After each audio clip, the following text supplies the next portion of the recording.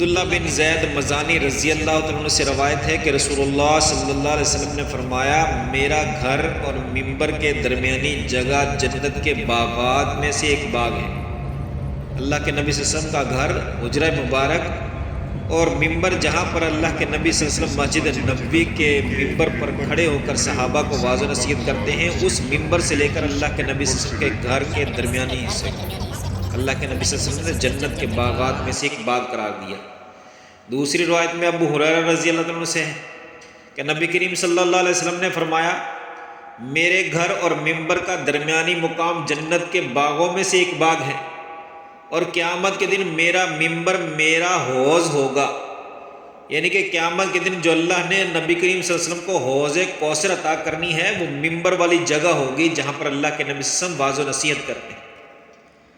رسول اللہ صلی اللہ علیہ وسلم نے اس حصے کو جنت کی کیاری قرار دیا ہے کہ نزول رحمت اور حصول سعادت کے اعتبار سے